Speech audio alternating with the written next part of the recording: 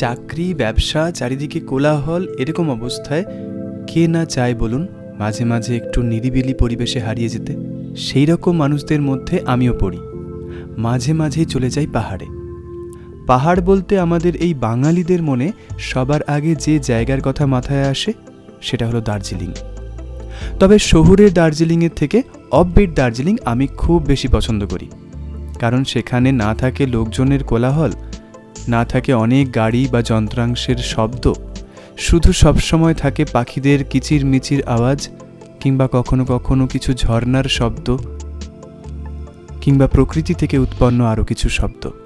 আমার এবারের গন্তব্য ছিল সিটং। একদম ঠিক বুঝেছেন, যেখানে কমলা লেবু অনেক অনেক অনেক পাওয়া যায়।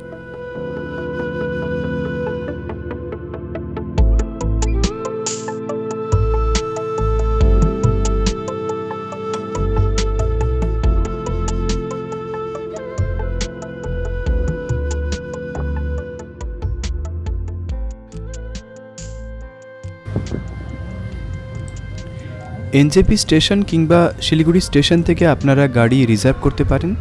সিটং যাওয়ার অনেক রাস্তা আছে, যেমন ধরুন হিলকাট রোড ধরে কার্শিয়াং পার করে একটি জায়গা আছে, সেখান থেকে যেতে পারেন। আমি গিয়েছিলাম সেবক রোড ধরে কালীঝোড়া হয়ে। গাড়ি রিজার্ভ করলে মোটামুটি 3000 থেকে 3500 টাকা পড়বে।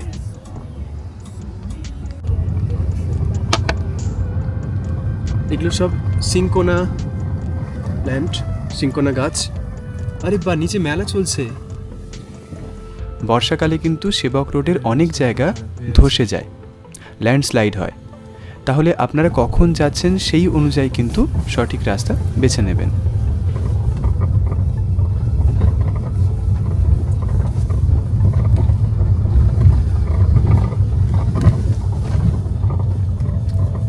আপার সিটংয়ের খুব সুন্দর একটা হোমস্টে পাঁচপোখরি।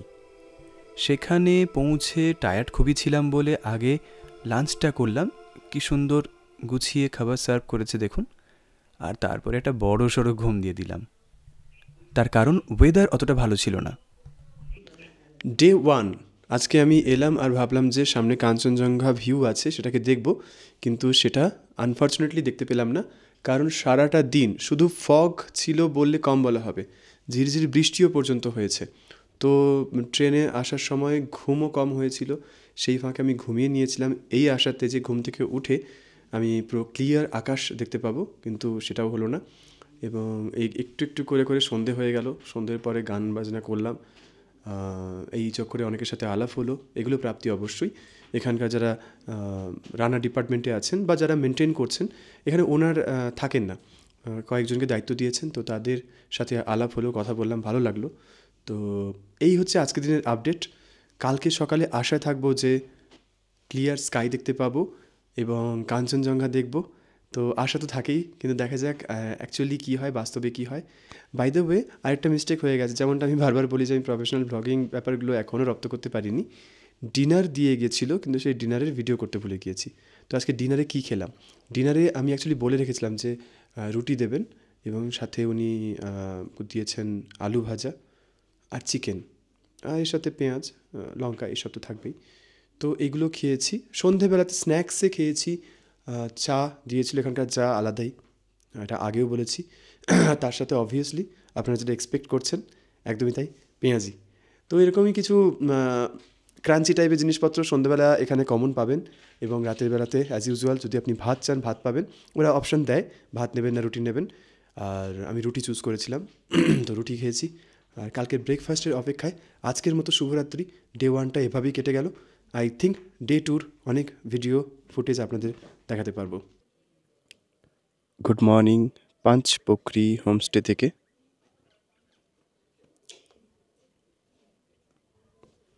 আপডেট বুঝতেই পারছেন, ভিজিবিলিটি একদম 0 বললেই চলে। জাস্ট সামনে কিছু পাখি এই ন্যাড়া, প্রায় ন্যাড়া হয়ে যাওয়া গাছে বসে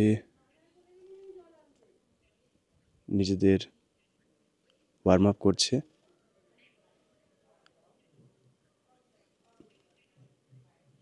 এই ফগ যদি না থাকতো তাহলে এটা টোটালি কাঞ্চনজঙ্ঘা ভিউ, কিন্তু খুব আনফর্চুনেট ব্যাপার।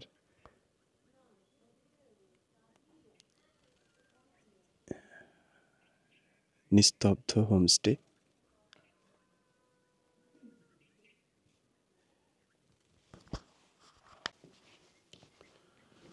কি করব, আপাতত কিছু করার নেই, কোথাও বেরোনোর মতো অবকাশ বা সুযোগ নেই। হোমস্টে চত্বরটাই ঘুরে দেখছি। হোমস্টেটা খুব সুন্দর, আসতে পারেন, আমি ডিটেলস দিয়ে দেবো। ওই ডগিটাকে দেখছেন, ওর নাম বাজে। 5 মাস আগে একটা কার অ্যাক্সিডেন্টে ওর একটা পা কেটে বাদ দিতে হয়। খুব শান্ত। প্রথম যখন এসেছিলাম তখন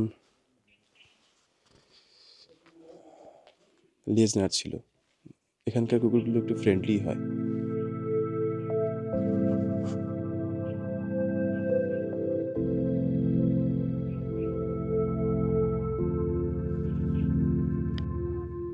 হ্যালো।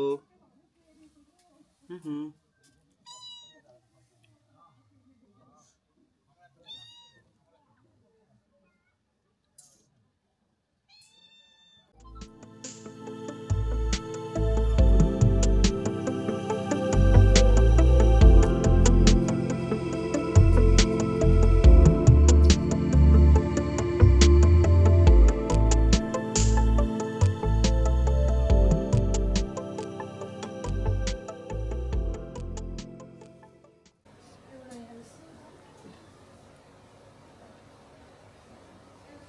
একটু ঘোরাঘুরির পরে ব্রেকফাস্ট করে নিলাম। ব্রেকফাস্টে বেছেছিলাম পুরি, সাথে মটরের একটা তরকারি আর ডিম ছিল।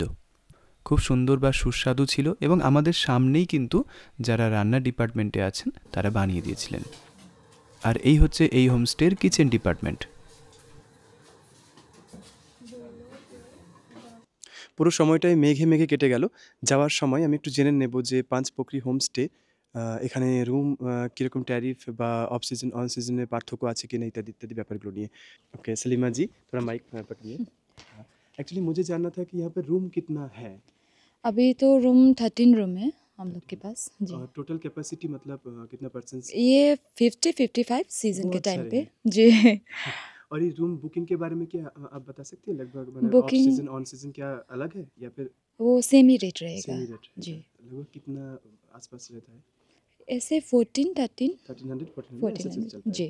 ओके, बुकिंग करने के लिए मतलब आपका तो कांटेक्ट नंबर मैं दे सकता हूँ जी मेरा भी दे सकते हैं और मैं आपको दूसरा भी देती हूँ। हाँ वही वाला तो वो आप लोग लेंगे तो उसका डायरेक्टली पड़ता है, आप लोग डायरेक्ट बुकिंग करके आ सकते हैं। ठीक है, वो नंबर मैं ले लूँगा और डिस्क्रिप्शन पे जी वीडियो में आप डाल दे दूँगा। दीजिए। और यहाँ पर मतलब फूडिंग सभी इंक्लूडेड है? जी इंक्लूड है मतलब पहले आएंगे तो लंच, उसके बाद शाम को स्नैक्स। जी।